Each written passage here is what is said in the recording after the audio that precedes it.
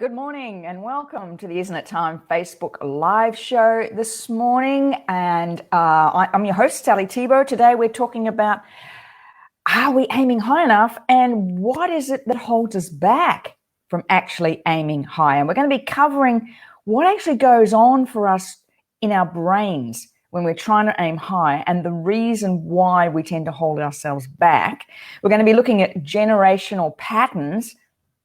And those are the things that can be really influencing you. And then thirdly, we're going to be looking at the analogy of, like an analogy kind of in real estate, they talk about, buying the worst house on the best street. We're going to be talking about how that can help you in your growth. So, and we're also going to be sharing, very exciting about we'll share a little bit more about the EFT for Leaders program that is coming up in November. So I'll share more details. And good morning, Donna. Yeah. I've actually been doing a bit of technical thing. I hope I'm quite bright today because it was pouring rain here a minute ago and it's bashing up against the windows. So I feel so sorry for all those brides today. One of my cousins, his daughter's getting married today. A friend of mine has flown up from Melbourne for another wedding today. You always feel a little bit guilty. I feel like, oh, I'm so sorry. Good morning, Tracy. I'm really, really good today. I didn't get my walk in today. It was pouring rain.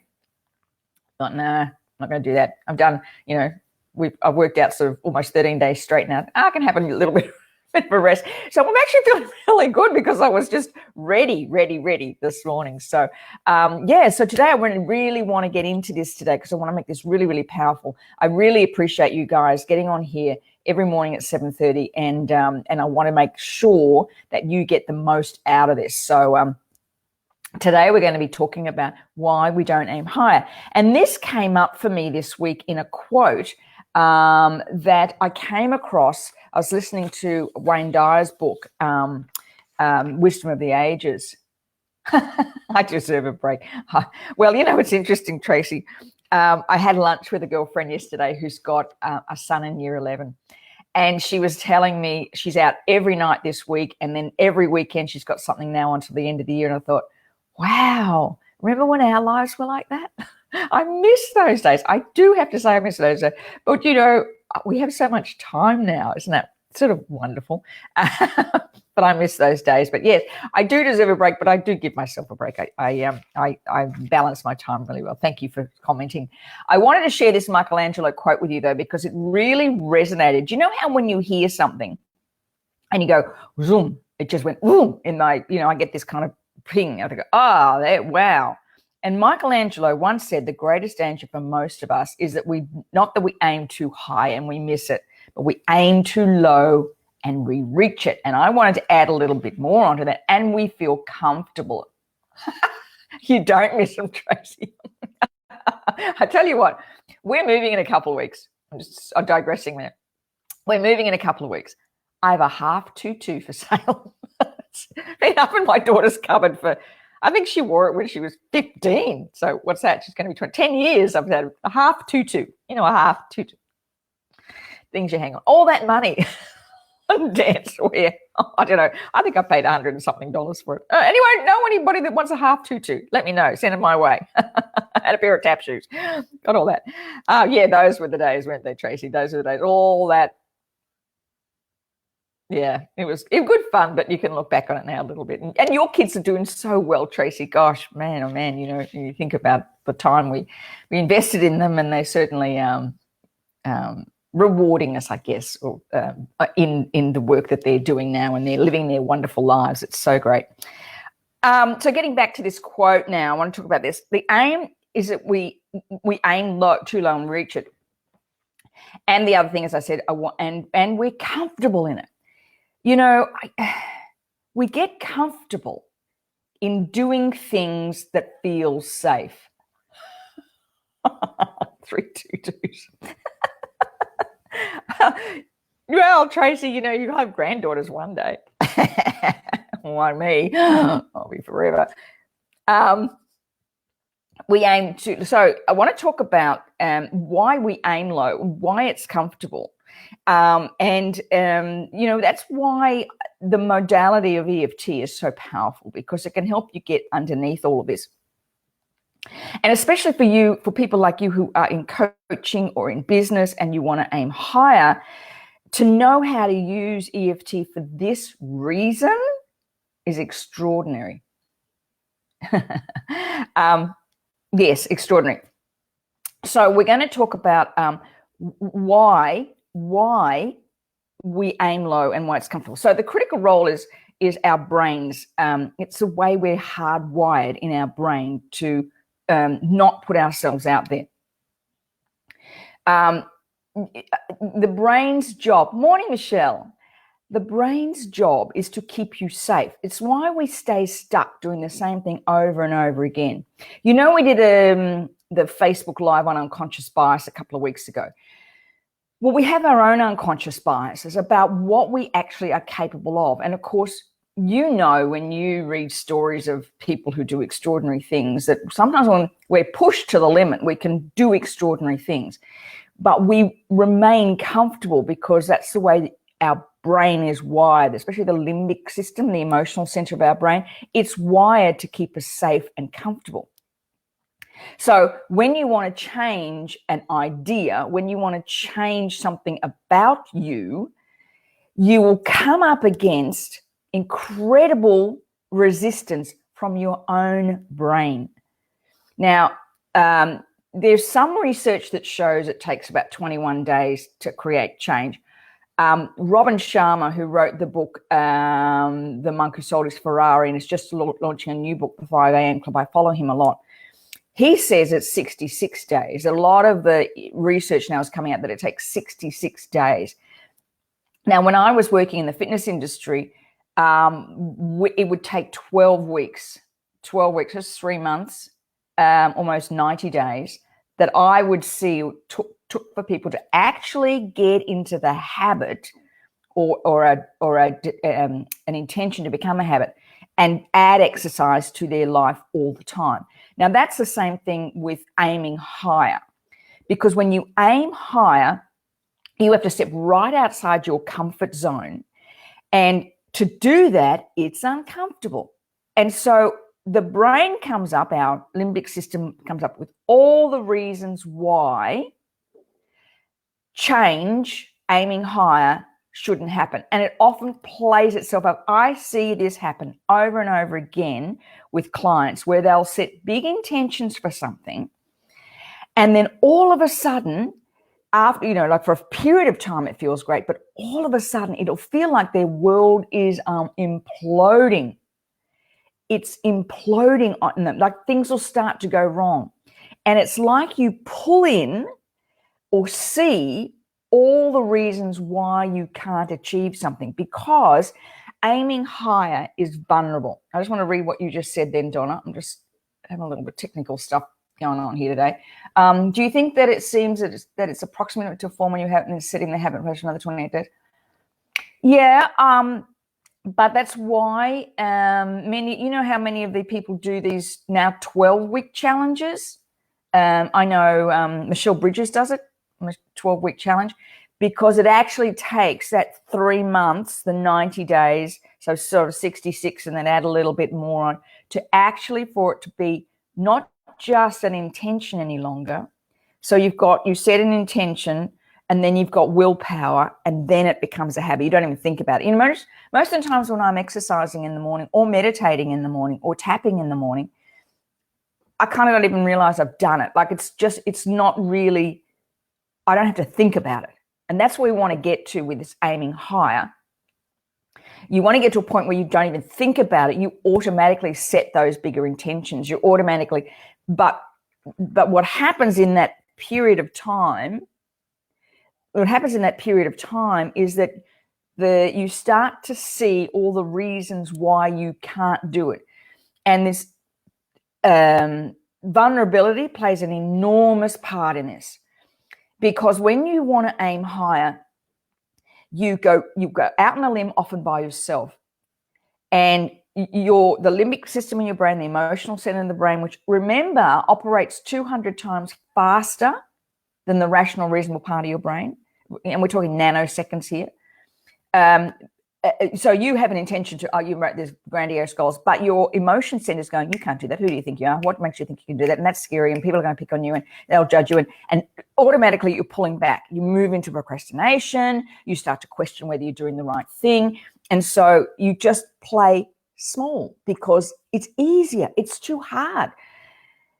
The second aspect of that, which I find coming up over and over and over and over and over again. I got to tell you this. And this is why I love when I'm working with people that EFT can just kind of cut through this.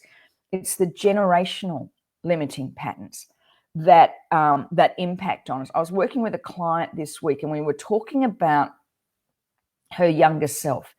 You know, all those things that happened to you when you were 4 and 5 and 6 and 16 and 20, that aspect of you still sits inside of you. That aspect, that 4-year-old girl is still part of you. I got to tell you, I'm growing my hair, as you know. When I was a little girl, I used to have these little like cowlick things that came out of the side of my head, you know, curly, frizzy things. And of course, I had my hair short. Yeah, exactly. I had my hair short and I didn't notice it. Now it's growing. It's come back again. And I said to Jerry, isn't that amazing? I haven't seen that aspect of my hair since I was 16 years old. Morning, Janet.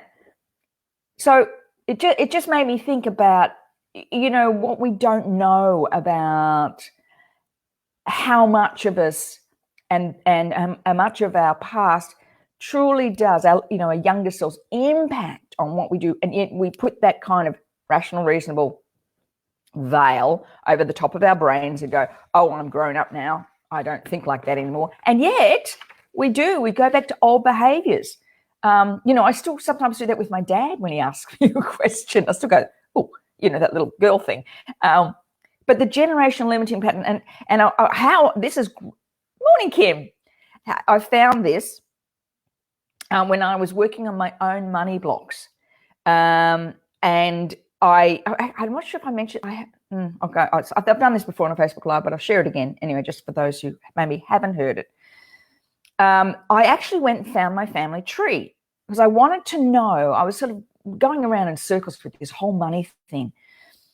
And both my sides of my family, my dad in particular, my dad's a historian. He's written a book about our family history. And my mother's family have done a great big family tree. So I went and looked at the generational and I found a pattern that was really, really interesting for me.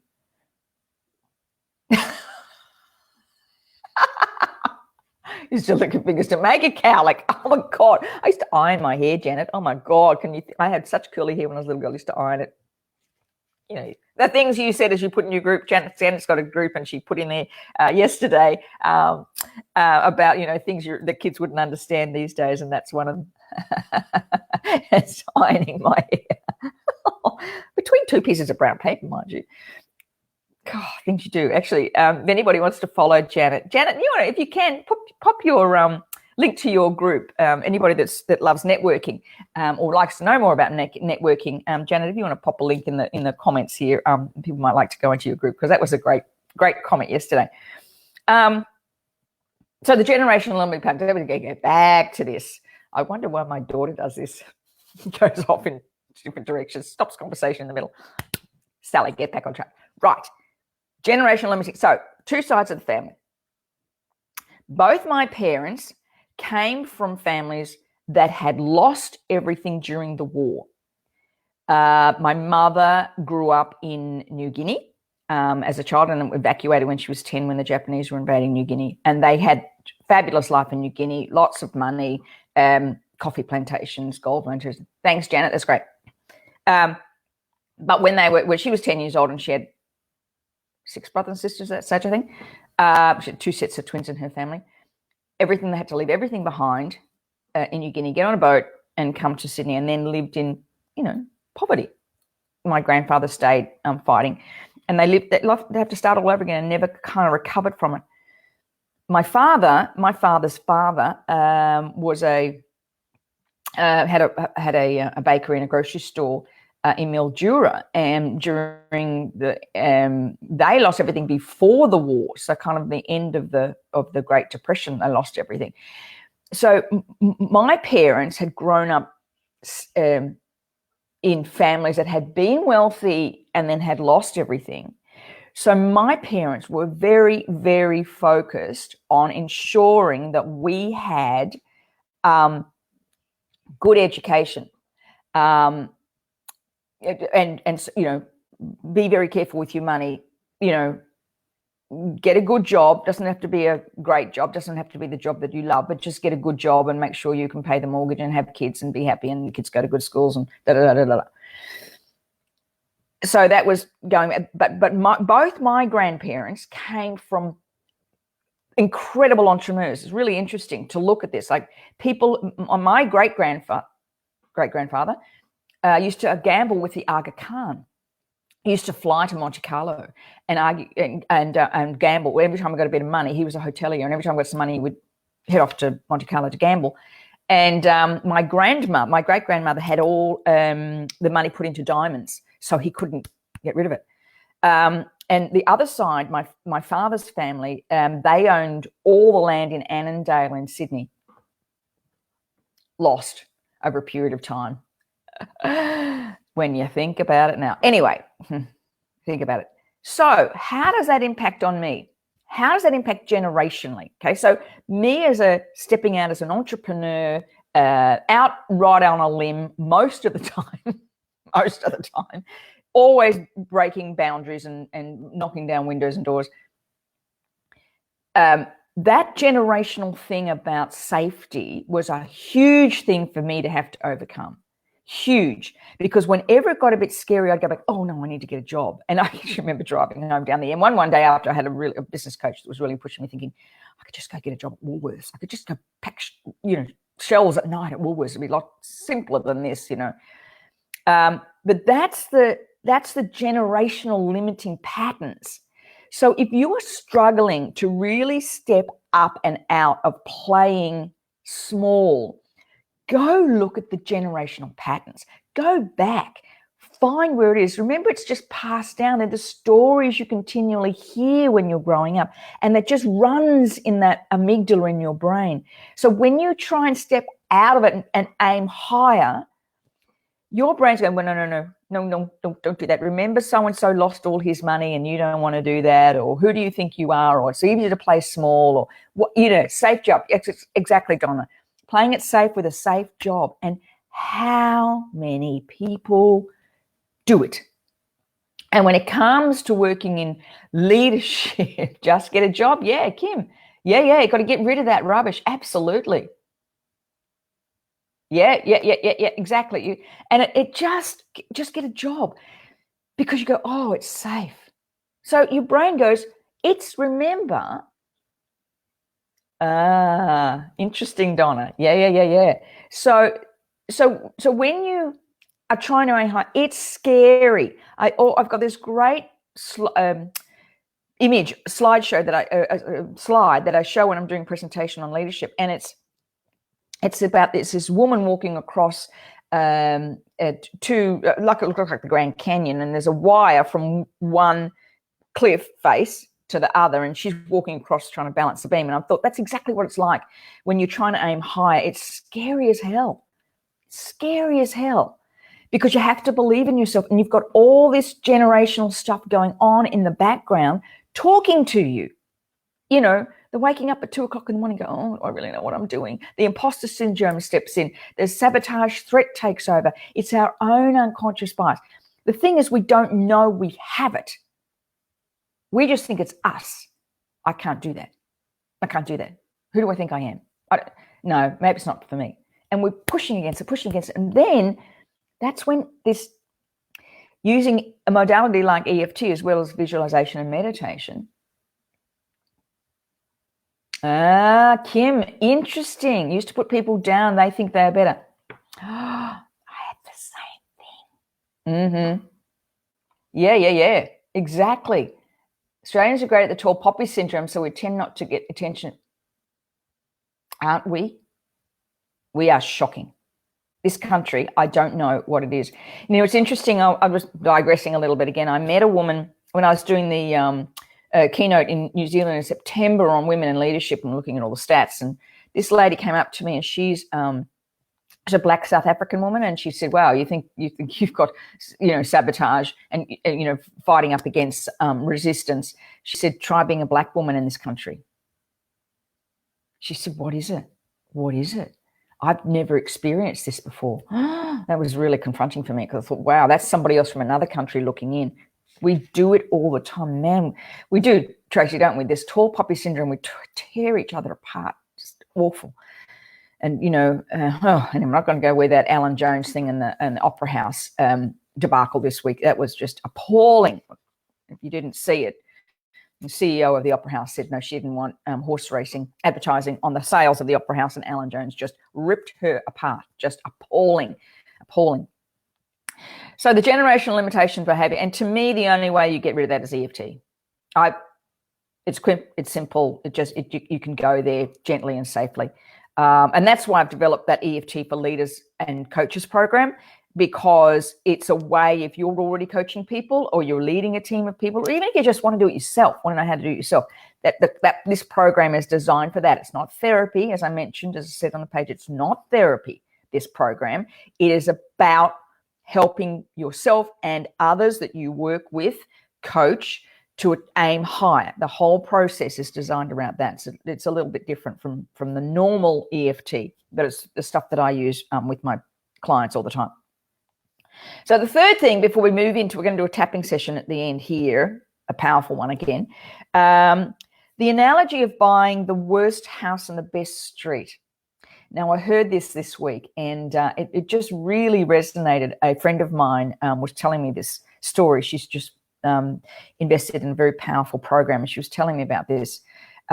She said, whenever I go to these events now, I'm actually hanging around with people who are far more intelligent than me, who are far more powerful than me. But she said this particular program she belongs to, they are so sharing. And she said, it's like, I want to be the worst house on the best street. I want to be the one soaking up everybody else's knowledge. If they're willing to share their knowledge with me, I want to soak it all up, because I walk away from every event I go to with these people knowing more, learning more, ready to do more inspired. And I thought that how true is that? Hanging around people who are really focused where you want to go, and you aim up to them. And I think sometimes we hang around people, go to certain events where we feel that we are an equal, and that's a natural thing to do. But I would challenge you to start looking at going to events or hanging around people that are next up.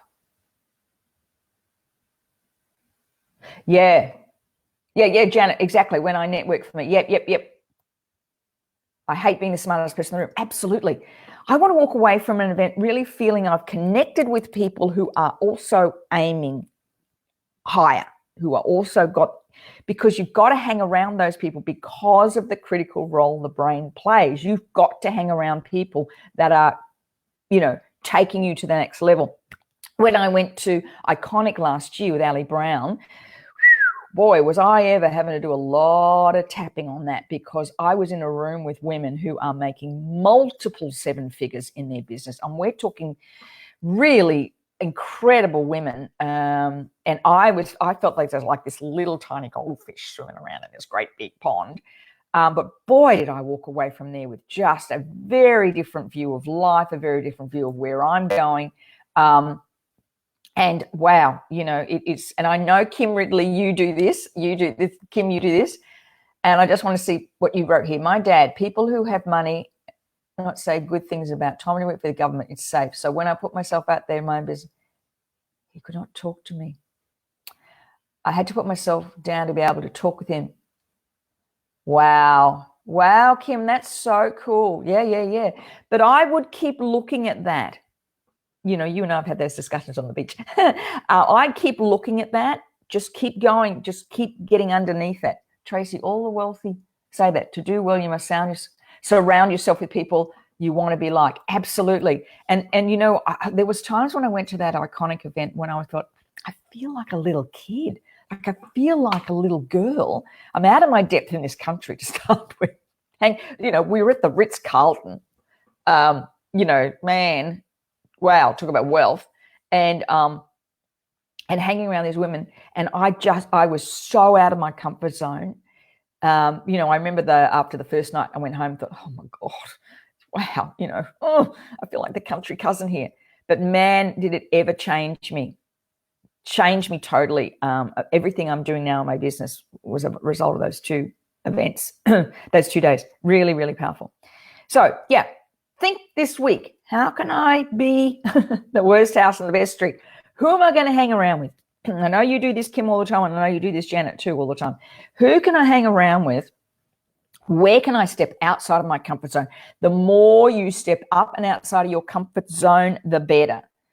Now, I do want to share a little bit about this EFT program I've got coming up, the EFT for Leaders program. If you are interested in taking yourself to the next level, this is a great, great program. It's a 2-day event, 2 days of training, plus 6 weeks of follow-up trainings. It's designed to be fast and powerful. You'll be hanging around with some pretty incredible people who are doing some pretty amazing things just quietly. It's in a beautiful converted house, office, beautiful. It's got a chandelier in it, believe it or not. It's really, really, really, yeah. Morning, Louise. Let's see. I'm just going to make sure I've got it here. So I'm just popping the link here. Where did I have it? I had it a minute ago. There I am. I can see myself. I'm going to put the comment here, just so it's live. Maybe I can do it here. So if you are interested in that, or you know somebody who is, where am I going? Who is, you feel is looking for something to add to their work, please feel free to share this. It should be just, there it is. I'm going to put it live in the thing. Really, I'm really excited about this. It's really for business. Okay, this is not a therapy program. This is designed for people who are in business or in coaching, that they can use this modality in a corporate or in a business environment. So I've taken kind of the best out of this EFT training. So you don't become a therapist. It's not about that. It's not, and you'll have a great deal of therapists.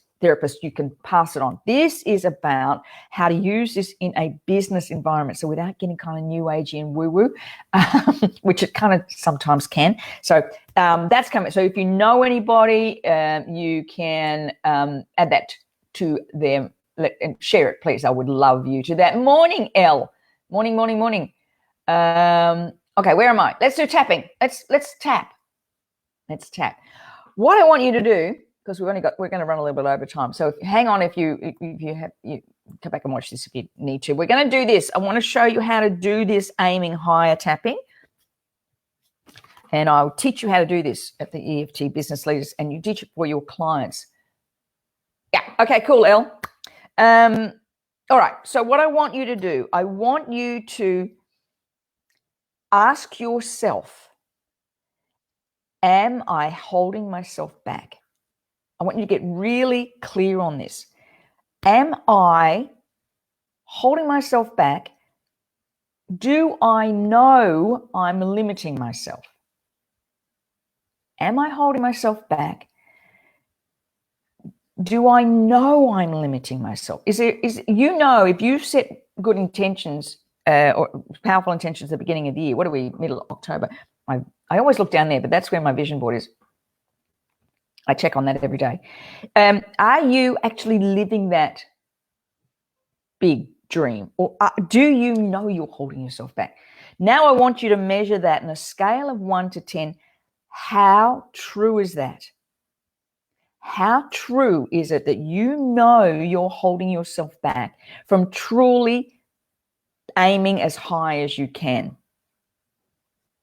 I also want to ask this question. Are you comparing yourself to somebody else? Or are you aiming for what you think you should be aiming for? And it's not really you. Okay? So I want you to get really close, right, really feel that. Am I holding myself back? Scale of 1 to 10. how truthful. Now, for most of you, if you're truly truthful, it should be about, the truth of that is about a 9, an 8 or a 9. Because if you weren't, you would, you'd be on this call. You'd be up making your millions. Yeah, not comparing. So be really truthful. I want you to be really truthful. Do I really aim high enough? Okay. All right, here we go. Even though I know I'm not aiming high enough, when I'm looking at this number, I know I'm not aiming high enough. Yep, 7. Okay, cool. I deeply and completely accept myself and how I feel. Even though I know I am not aiming high enough, there's a lot of fear around it. I deeply and completely accept myself and how I feel. Even though there's a lot of generational stuff happening for me, I know if I'm truly honest, I am not aiming high enough. I deeply and completely accept myself and how I feel. Okay, tapping. I am not aiming high enough. This fear, this generational pattern, this fear, the truth is, I am not aiming high enough. The truth is, I am really holding myself back. That is the brutal truth. That truth. I know I'm not aiming high enough. That's all this stuff. This fear and vulnerability. It's time for brutal honesty. I'm not aiming high enough. I'm scared. It's about time I was brutally honest with myself. I am just not aiming high enough. Okay, take a deep breath. Now, I'm going to challenge you this week to ask the question, am I aiming high enough? But when most of us don't, what is it? You've got to get to underneath it. Like it's not enough to just wish it and want it. It isn't enough. You've got to do the inner work. You've got to clear it because you'll go one step forward, 2 steps back all the time if you don't. And, I've been doing this work now, I don't know, 4.5 years, almost tapping every single day. And I meditate at least 20 minutes. Last couple of nights, because my husband's woken me up with snoring, it's been 2 hours. And getting really, really clear on doing that inner work is the only thing that gets you through this. You cannot think your way through it. That's too hard because you will just manifest it somewhere else if you haven't cleared it. You might go up a next step in your business, but you'll sabotage it by putting on weight. Or the other way around, you'll want to lose some weight and you'll sabotage your business. If you don't clear the whole thing, it shows up in other ways. Relationships, health and weight, or money. Those are the 3 things. And most people can get 2 things, but they will have one thing that they can't clear. And that's a self-sabotage. It's the one thing that you can't have it all. Who do I think I am? All right. So let's do a quick reframe round and finish it off. Hope this is getting there today. Let me know. Just heart me or liking it or whatever you can do. I don't know what you can do on Be Live. I see the hearts come up here. I'm not sure if it shows up. The heart me or like if you're going somewhere, if you're getting some hearts. All right, quickly, let's go. Let's do a reframe. Okay. Even though I know I've held myself back,